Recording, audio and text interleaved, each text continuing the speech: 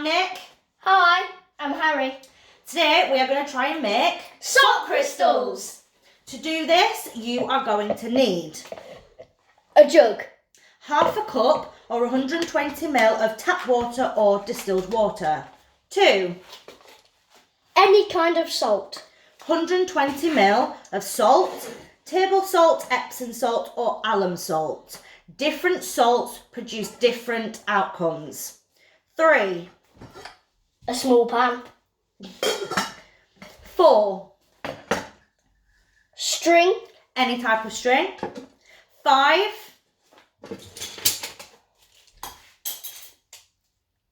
Popsicle sticks or a pencil. 6, Red dye. and 7. A helpful parent. We'll be back in just 1 minute. We're going to prepare. Step 1. 120 ml of water into the pan. Until it begins to bubble.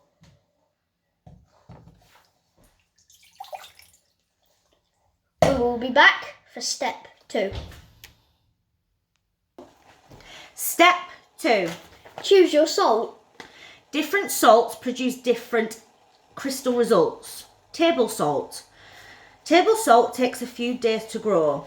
Iodized salt won't work as well but will form crystals. Epsom salts. Epsom salt grow into smaller, needle-like crystals and faster than table salts. You can buy it at any pharmacy. Alum salt. Alum salt grows quickly, sometimes making visible crystals within a few hours. Find it in the spice section of a grocery store. For our experiment, we are using Epsom salt. We'll be back for step 3. Step 3. Pour and stir as much salt as you possibly can.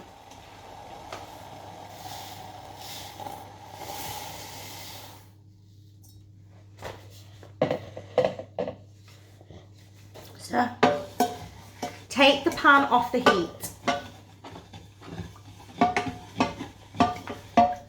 Step 4. Pour in half a cup, 120 ml, of salt and stir until the water is clear. If you don't see any salt grains in the water, stir in another spoonful. Keep stirring in salt until you see salt grains that won't dissolve when stirred. We'll be back for step 5. Step 5. Pour in the mixture into a heat-safe container. Step 6, optional. Put in a few drops of food colouring. Go for it.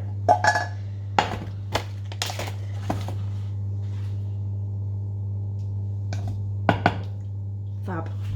Okay, do you want to give it a stir? Sure. Step 7. Wait. Tie a string around a pencil or popsicle stick. The string should have tiny grooves and rough edges so that the salt can latch on. A braided string is ideal instead of a fishing line. The pencil or popsicle stick should be long enough to tie across the jar or the heatproof container you use. We have prepared our own, as shown. We did attempt this one too. But it didn't work. So, we've cut the string to the correct size to dangle in the water. This is step 8. Only a portion of the string underneath the water will grow crystals. Cut it short enough to avoid touching the bottom of the jars or the crystal will be lumpy and small. Let's edit this.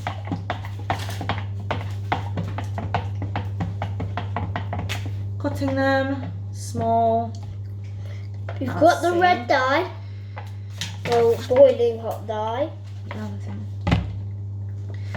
Step 9. Balance the pencil on top of the glass jar or heatproof container you use. Yeah? The string should hang inside the jar and extend into the water. If the pencil won't stay still, tape it against the jar. Try not to have the string touch the sides of the jar as it will make smaller and lumpier crystals grow against the side. Step 10. Move the jar to a safe place where it will be undisturbed. We'll be back shortly. And finally, we have done. We have had to sellotape the top because the popsicle sticks weren't long enough, and we just dropped one in the bottom that we made. If I bring you here, that is what it looks like. Yep. It's very greasy and oily at the moment.